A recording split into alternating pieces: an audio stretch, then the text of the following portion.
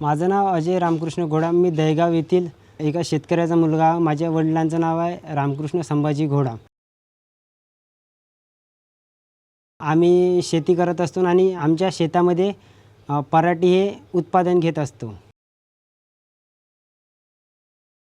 आम्ही बायोचार टाकायच्या आधी पराठी उघड्यावरच पेटत होतो. त्याने आमच्या शेताला नुकसान होत होतं आणि शेताचं नुकसान पण होत होतं आणि प्रदूषण पण होत होतं आणि जी आमची जमीन राहत होती ती कडक येत होती. आता तसं न करण्यासाठी इक्विलिब्रियम यांची टीम आली आमच्याकडे आणि त्यानं आम्हाला महत्त्व सांगून दिलं की तुम्ही हे जे पराठे आहे तुमच्यावाल्या हे जमिनीवर नका पेटू. हे जमिनीवर जर पेटवले तर तुमच्या जमिनीची जी घनता आहे ते कमी होऊन जाईल, तुमचं प्रदूषण पण दूषित होईल.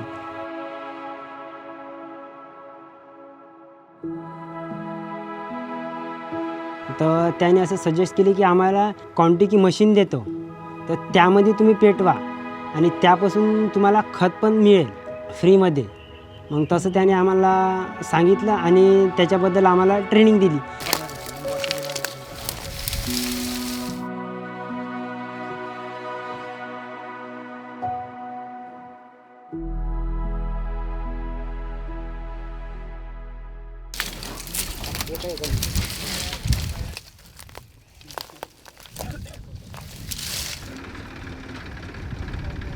एका क्वांटिटीला 5 माउचर लागतात, जेणेकरून ते 15च्या आतमध्ये राहील. जर 15च्या वर जर राहील तर ते पराठे आम्ही पेटवत नाही.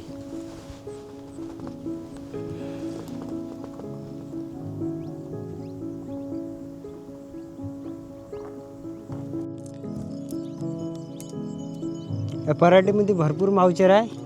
हे 2-3 दिवसासाठी ते सोडून द्यायचं, थोडंसं पसरून द्यायचं आहे. Good quantity कामायचं.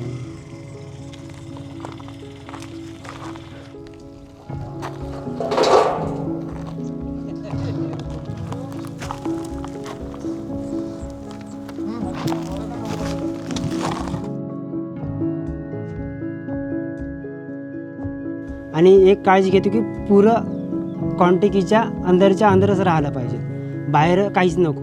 जे लेबर आपले राहतात, जे मशीनवर काम करणारे, त्यांना सांगावं लागतं की थोडं थोडं टाका, म्हणजे लेअर बाय लेअर.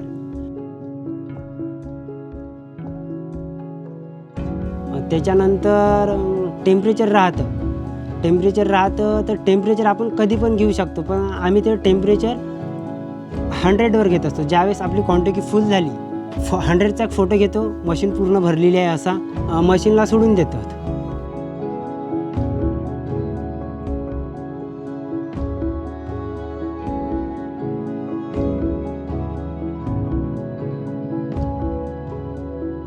सोडून दिल्याच्या नंतर पुरी व्हाईट राख बनतं त्याच्यावर. त्याला म्हणतात प्री कॉन्चिंगचा फोटो. तो फोटो मारला का लगे आम्ही त्याच्यामध्ये पाणी सोडतो. एका क्वांटिटीमध्ये किती निघलं तर त्याचं मेजर आम्ही ड्रममध्ये करतो.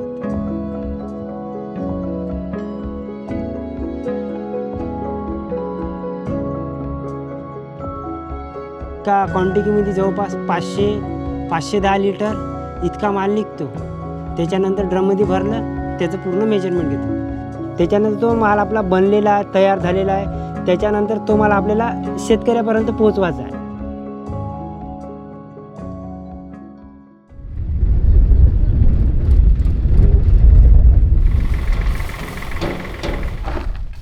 आमच्याकडे पॅकिंग करण्यासाठी ट्रॉली आहे. आम्ही ट्रॉलीमध्ये पॅकिंग करत असतो. खाली ट्रॉलीचा एक फोटो घ्यायचा, एक फ्रंटनी घ्यायचा पुढून फोटो आणि एक बॅक साईडनं. जे हे सर्व फोटो आहे ते फोटो आम्ही DMRV ॲप्समध्ये घेतात. ती पॅकिंग झाली आपली पूर्ण ट्रॉली भरल्यावर, तिथून तो माल गेला शेतकऱ्यांच्या शेतापर्यंत.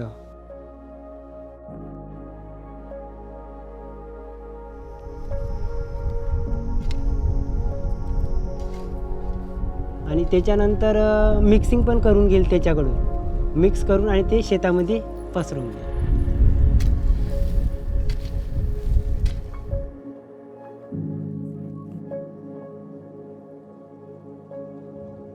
आम्ही कसे शेतामध्ये काही यूज करण्याच्या पहिले म्हणजे खूप विचार करत असतो, कारण तर आमच्या शेतामध्ये शेती हा आमचा मुख्य व्यवसाय आहे. बायोचारमुळे आमचा फायदा होत गेला. 4 घाट्या, फुलपाती, झाडाची उंची वाढणं, त्याच्यामुळे जमिनीची सुपीकता वाढली आणि जे पाणी जे येते ते पाण्याचे म्हणजे जमिनीत निचरा बनवून ठेवले. 1 वर्षापासून मी स्वतः अनुभव घेतला आणि ते मी दुसऱ्यांना पण सांगेन की शेजाऱ्यांना कधी या बायोचार खतापासून काय काय फायदे होते आणि काय नाही, याच्यापासून काय उत्पन्न वाढ येते, हे सुद्धा मी दुसऱ्यांना पण स्वतः अनुभव घेऊन दुसऱ्यांना पण मी सांगणार. याच्यामध्ये शेतकऱ्यांची आर्थिक परिस्थिती बी सुधारली, म्हणजे बायोचार बनवणं, शेतकऱ्यांना पोचवणं. कारण आम्ही स्वतः एक शेतकरी आहोत, पण असं हे बायोचार असा एक प्रकल्प आहे की जो शेतामध्ये टाकले आणि त्याला नुकसान वगैरे काही नाही आहे. अशी शेतकऱ्यांना आम्हाला म्हणजे इन्फॉर्म केलं आणि यावर्षी अजून पण शेतकरी जुळले, तुम्ही बायोचार बनवून द्या आम्हाला, आम्ही तुम्हाला पूर्ण आमच्या शेतातल्या पराठ्या देतो.